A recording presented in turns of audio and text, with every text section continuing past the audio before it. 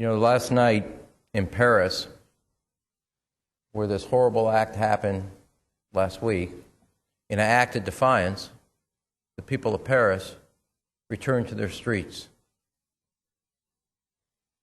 Not just to their streets, but to their lives of embracing the freedoms and the liberties that we take sometimes for granted as a way of showing that the terrorists had not buckled their commitment and not backed them down from what they believed in. And it cannot be if the Parisians and the French, in an act of defiance to the terrorists, embrace their freedoms, we, who are miles away, walk away from them. At every moment in American history, there has been a point in which we have walked away from our values. The Alien Sedition Act, the habeas corpus, the Japanese internment, and when the boat from the St. Louis boat from Germany returned kids away from these shores. At every one of those dark moments, America was not stronger, America was weaker. Because we actually wavered in our commitment to our values of who we are.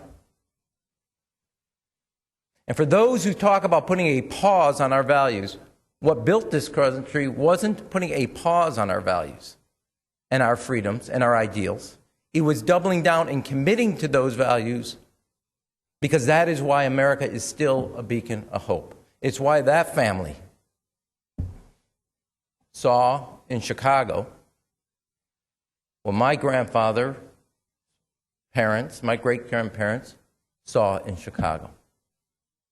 And so whether it was leaving the Jim Crow laws, Nazi Germany, what happens in Africa today, or what is happening in Syria or Iraq, every one of us in this chamber, and not just sitting here, but also out there, our families have taken a journey,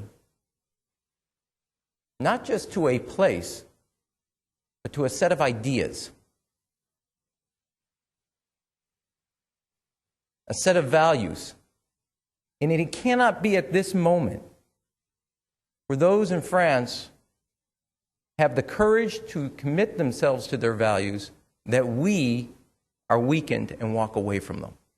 I'm honored that we've done this resolution. I'm honored that here in Chicago we speak up for what's right, because there is plenty of times in American history where America did not remember why we were strong, and those acts weakened us, and those acts were repealed immediately in time because people knew they weren't true to what all of us hold dear to our heart. So to all of us that have supported this resolution, introducing it, and then we'll continue to work with the Catholic Church as being a place for refugees to begin again and begin anew, I want to thank you.